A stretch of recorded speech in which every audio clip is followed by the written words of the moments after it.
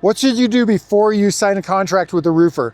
Well, there's 5 questions that you need to be asking every roofer that you're talking to. And the answers that the roofer gives you will show you whether you're making a good choice or a bad choice. Here's the 5 questions. Question number 1 is, can you provide proof that you have insurance? 2 kinds of insurance are needed: general liability insurance and workers' comp insurance. General liability insurance will protect you if something on your property gets damaged. If the contractor doesn't have general liability insurance, then if something on your property gets damaged, if he's not going to come up with the money out of pocket to pay you for that, then either you're going to have to pay for it or your homeowner's insurance is going to have to pay for it.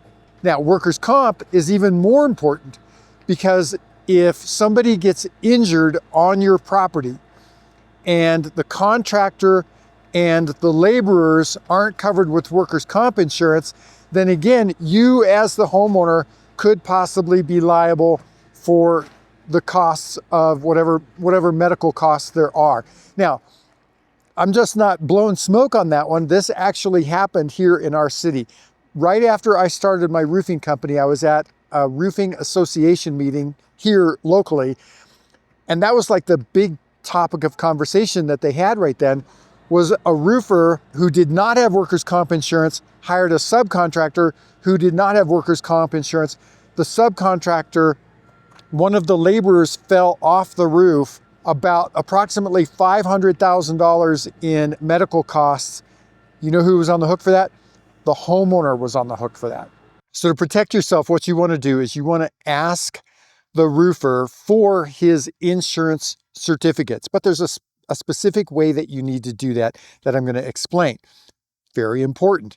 But if the roofer tells you, oh, don't worry about it, we're insured, well, that's just simply not good enough. You need facts, not just some sort of reassurance, some sort of verbal reassurance from the roofer. If he tells you that he's not legally required to carry workers' comp insurance, well, that may or may not be true. It's still not a great answer.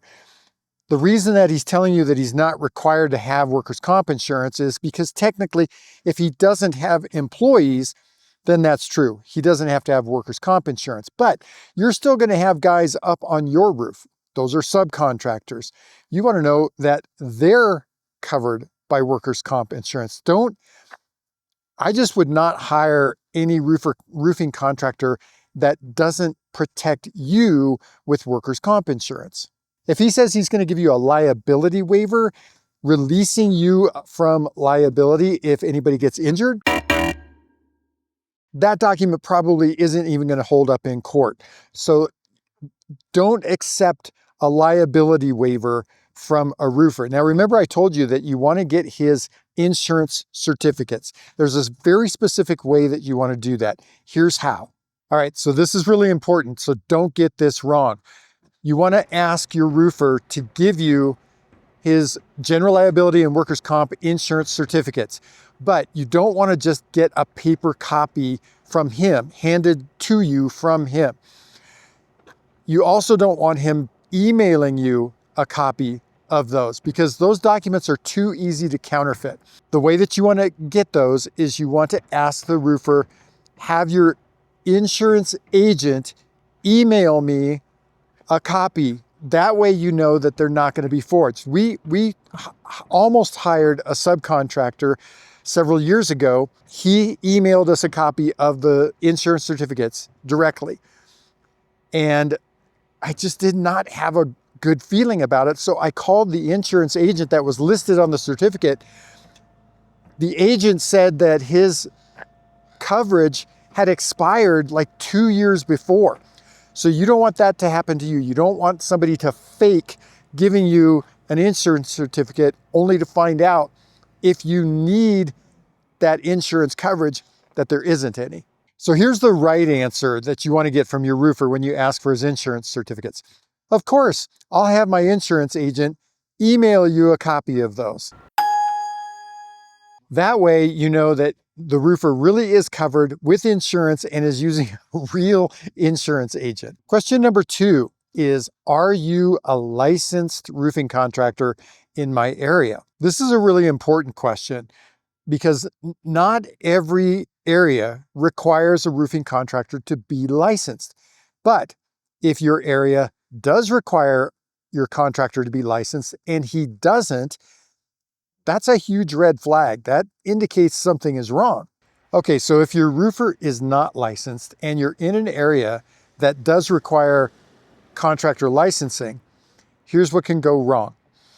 Let's say the roof is all done and your county inspector or your city inspector comes out to inspect the roof and something is wrong and it fails inspection. Guess who's responsible for fixing it and making it meet code or pass inspection?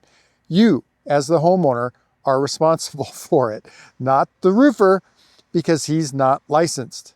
So now you end up where you have a potential dispute with the roofer and you have very little recourse because you hired an unlicensed roofer. Okay, but so here's a follow-up question that you can ask then. If the contractor says that he's licensed, just ask him what his license number is. You can even ask him to show you a copy of his license. Then if you want to, you can contact, again, whoever the jurisdiction authority is, whether it's a city, whether it's a town, whether it's your county, and you can find out if his contractor license is still valid. If you know that your area does require permitting for your roofing contractor and you ask your contractor for his license and he tells you that he's working on getting his permit or he needs you to pull the permit, that's not what you want to hear, because if he can't pull the permit and he needs you to do it, that means that he's not licensed.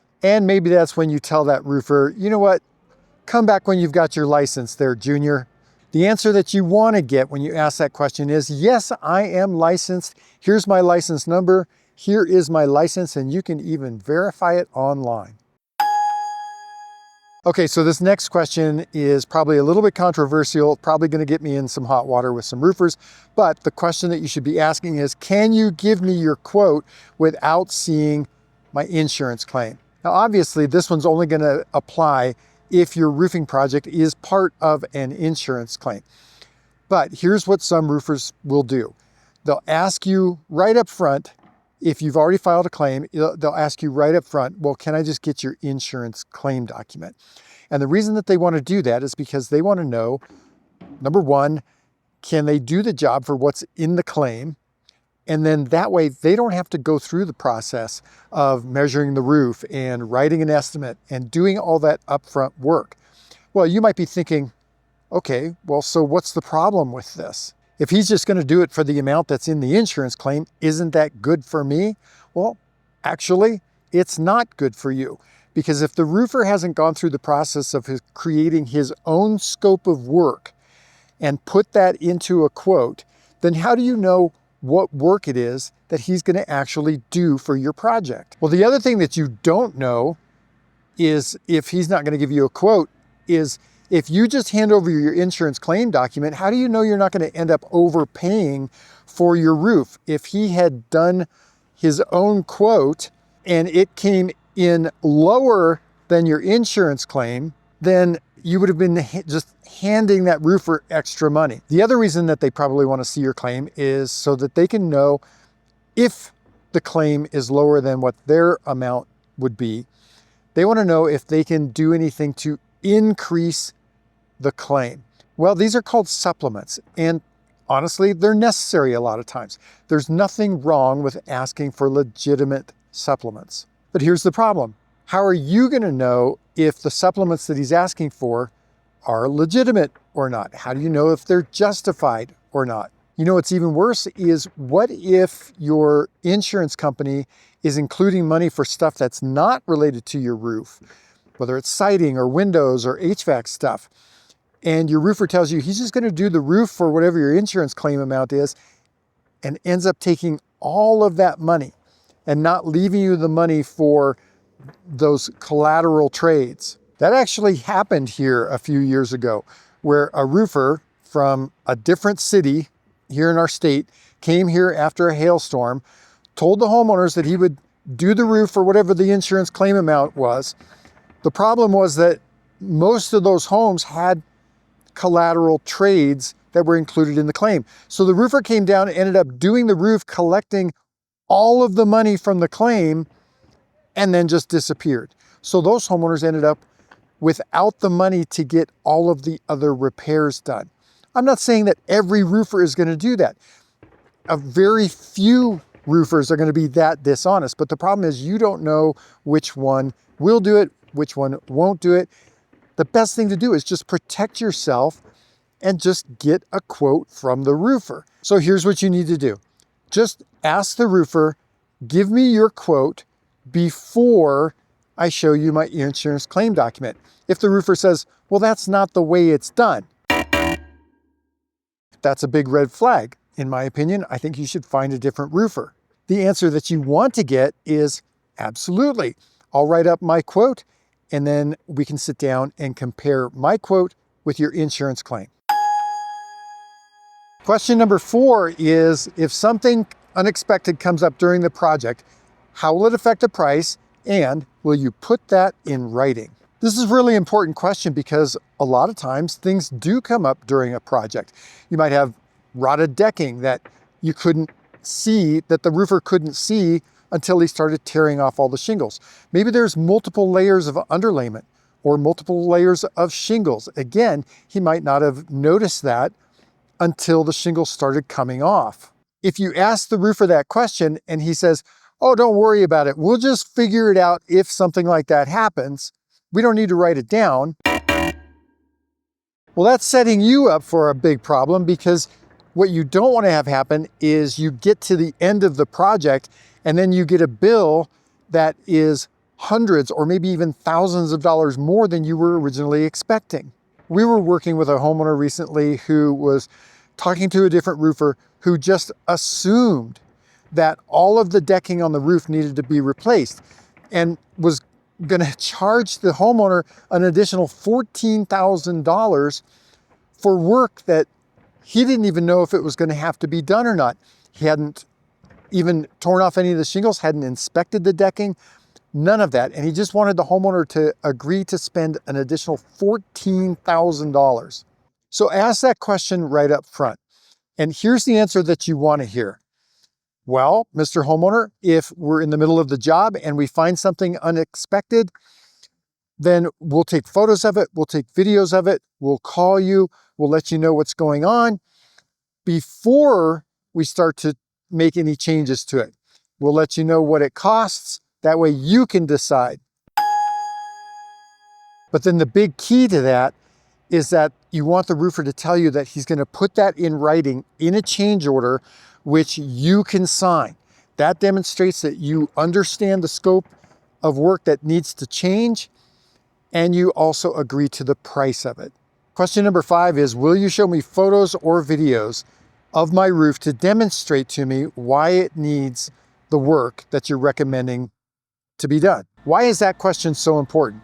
Well, it's because how many of us really know whether or not our roof needs to be replaced or repaired? Unless you're a roofer, you might not know. And how many of us actually ever get up on our own roofs to inspect it for any kind of a damage? So if you ask that question and your roofer says that he doesn't have a way to show you photos, how would you know that he's telling you the truth?